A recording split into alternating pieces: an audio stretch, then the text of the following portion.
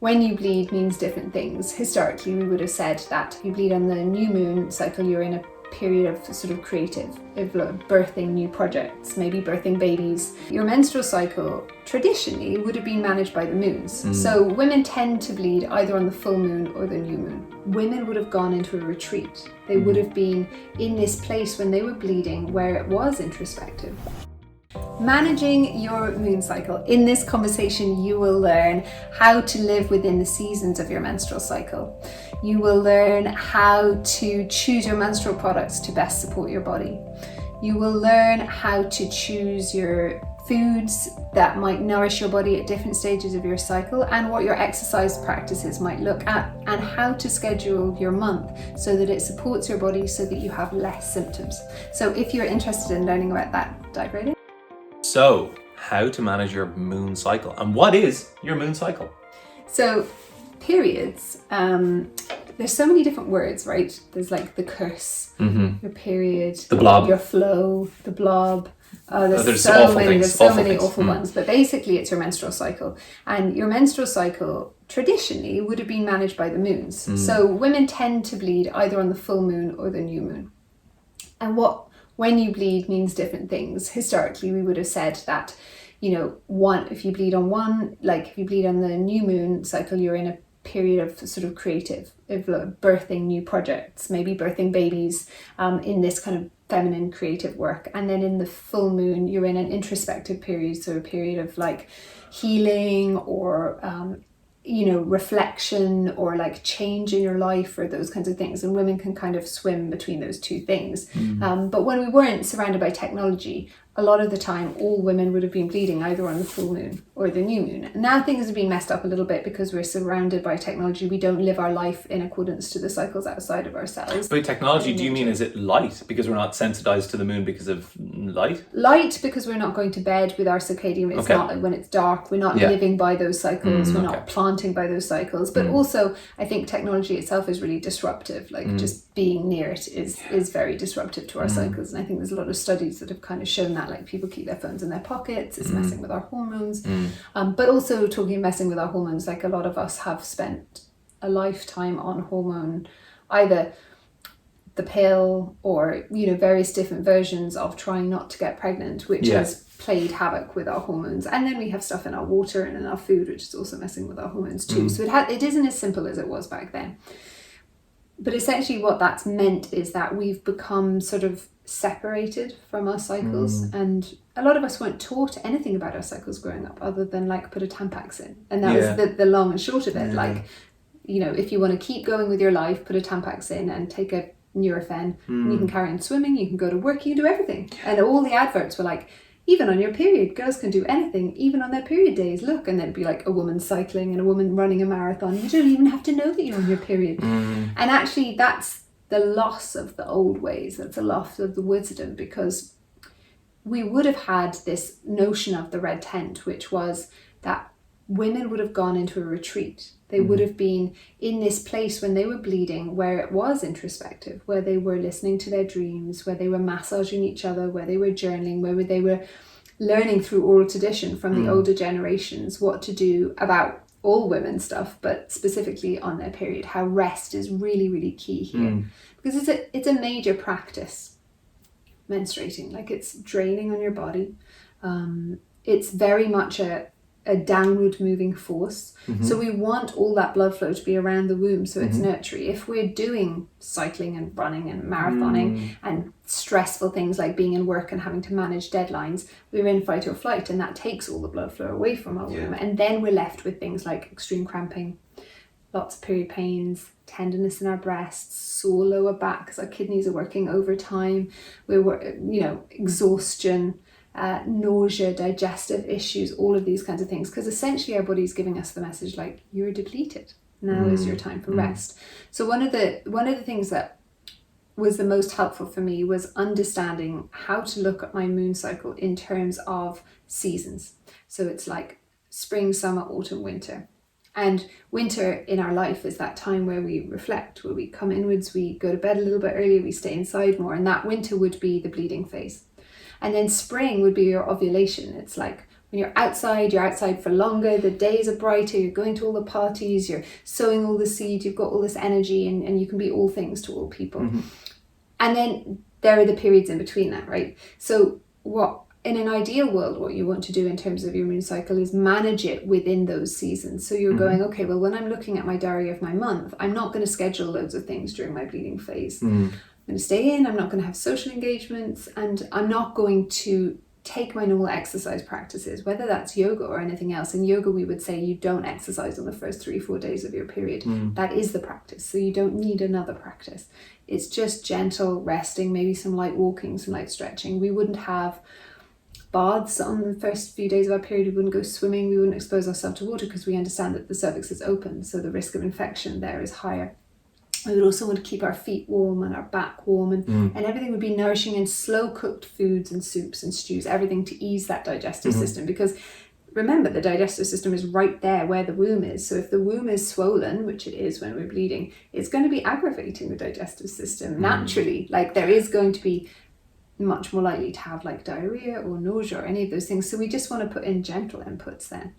That makes sense. Then we look at our diary and we look at spring, which is where we're ovulating, and we can go, actually, you know what, here is the time where we have a party, we book loads of work, we go outside, maybe we do weighted exercise, we do more cardiovascular exercise, we go on a hike, we can eat salady type foods, all of that kind of stuff. And so it's just about sort of looking at the waves, that everything we have is a cycle. And as a woman, we're being taught that through our periods, that there is this cyclical living. Yeah. And we've just kind of lost that because we've been told you should carry on. You should just ignore your period. You should just, in fact, you should be able to do everything that you were always able to do. And that's made us feel like if we aren't able to do that, like if we are incapacitated by our period, or if we are tired, that somehow that's a weakness in us rather than a sensitivity and a listening to our bodies. Yeah, I guess you all have as well, you all ladies have different tendencies as well when it comes to your periods and your, you know, level of, let's say, obviously feminine characteristics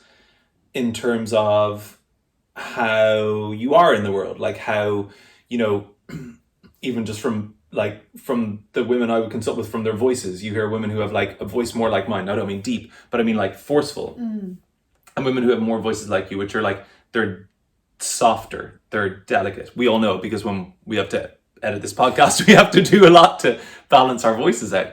And I wonder, like, if you have women who are necessarily more of my ilk, is it the case that they're going to just feel less of this? I mean, like in Ayurveda, obviously there are different types. So there's Vata and Pitta and Kapha, and everyone would have like different qualities within it. Yeah. For sure, some people will bleed more, some people will bleed less, some people will be more prone to edema, so swelling, water retention type things.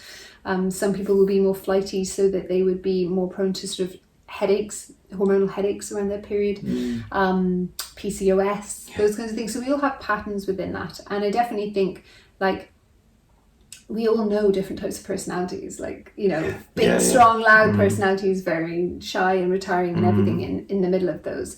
But I think that what usually happens is that people who are more sensitive, people who are shy, who are more introverted, might be more aware of the characteristics of their cycle because they are hearing those noises amplified louder. But I don't think that the cycle itself is necessarily needing different things in a different personality type.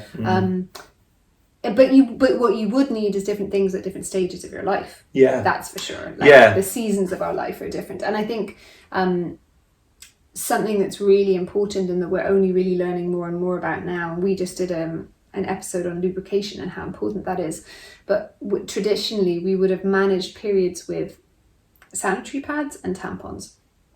And then it's kind of graduated into the moon cup. And now, thank God, period pads have come back into the fray. And I think that it's really important for women to note that a lot of the symptoms that we have of our periods are often exacerbated by or brought on by those things that we're using to manage our periods. So like Tampax being the worst possible one of those, and sanitary pads that aren't like organic or being sold in a health food store, they're heavily bleached. So they have the worst kind of bleaches that you might put in your toilet, and we're putting them on this mucous membrane that is the most absorbent in our entire body and the most sensitive, and we're putting them in contact to that with that. So it's necessarily sucking up all the moisture, taking the moisture out of that area, and also aggregating in there with all these irritants. And so then of course we have inflammation, and of course we have pain, and of course we have dryness, which leads to thrush and all of these kinds of things, because the mucous membranes down there, that we have our own vaginal microbiome, is just going like, whoa.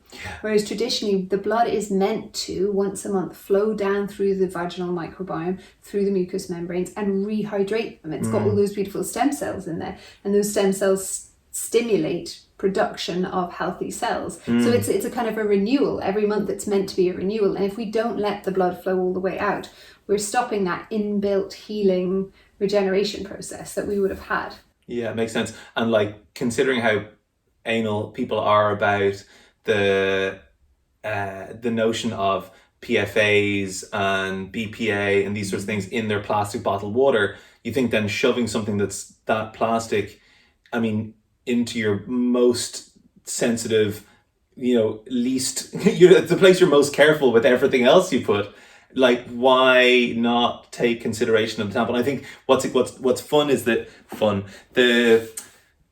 I think only last year, wasn't there a great big study on this? Because I know for the last number of years when we've been posting about, Tampax and, their harmful plastics, toxic shock syndrome, we've had a lot of pushback from our viewers to say that, this is all, hocus pocus and, conspiracy theory things. And we're like, I mean, honestly, it just makes sense, right? You wouldn't put anything that was like a lot of plastic inside any other of your internal surfaces and leave it there for days and days, particularly if there was a raw surface there, something that was actually bleeding, no way.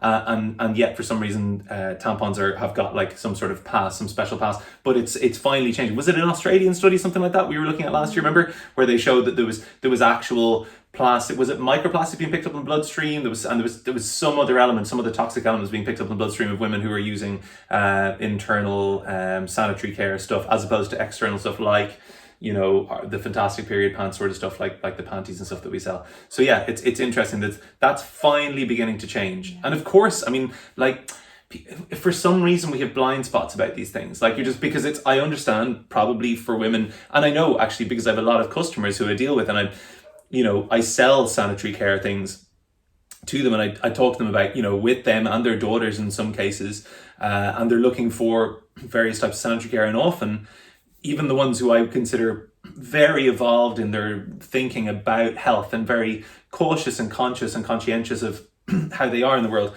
still when they come to, period care, they'll go like, stick a box of tampons in the bathroom for my daughter who's 13, who's just, having her first period. And you're like, wow. It's interesting. It shows you how much stigma there is attached, I suppose. The stigma is a massive thing. I think there's still such a huge amount of cultural shame around periods, and like, I've kind of made it a mission to try and talk about periods and periods. To the point I don't even blush anymore when we talk about it. We must have had thousands of conversations at this stage. Yeah. I talk about it all my yoga classes. I try and talk about it in front of my male yoga clients.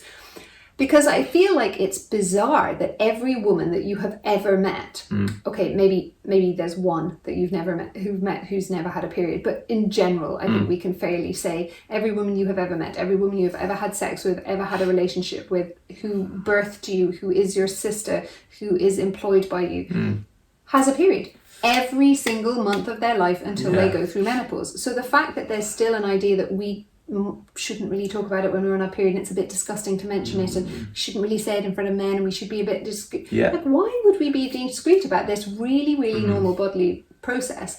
And also that's borne out into the fact that it was only last year that they made that advert on TV where they used red coloured liquid for period instead of the blue, and there was such an unbelievable outcry of people writing in to complain about it. They had to remove the advert from television. And then it was actually an ad from like something where, it was like Vikings. It was just like a blood and gore fest probably as well. You're like, let's get back to the Axis hacking people to bits, but like, we can't show period blood. That's it. We're totally fine with seeing blood in any other area other than coming from a vagina, which is really weird, because the vagina is the only place that's bleeding from a healthy perspective, as in something's right when it's bleeding.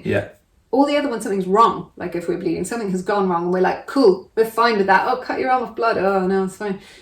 Actual healthy period blood that shows that the woman is healthy and bleeding and something is going right, we're like profoundly shocked by. So it's really confronting if that's the container that we're in. And then we move to a period pan where you're having to look at your blood, you're having to engage with that blood all of the time. And the thing is that it's a really important indicator, like looking at your period blood and knowing what consistency it is, what color it is, are there clots, are there no clots, does it smell?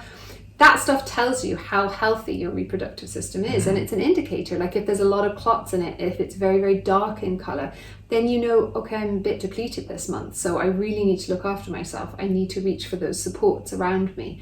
Whereas if it's nice and red, if it's flowing really easily, if there's no smell to it, then you know, okay, well, I'm healthy. There's like fundamentally on a deep level, I'm healthy. And I think people are really scared by that, by having to interact with it, because we haven't been taught about it and because we've been told to be shameful about it. And I think we need to look for those supports. We need to look for the structures around us and the people around us that feel less shame. And, you know, to that end, I'm always sending people to your shop when they are talking to me about going, like, oh, my period was really clotty, or I had a lot of pain, or I've got dysmenorrhea or amenorrhea. There are so many lovely herbal and natural supports that people can reach for rather than having to go to the doctor and go kind of bombastic on it, because this cycle is very sensitive.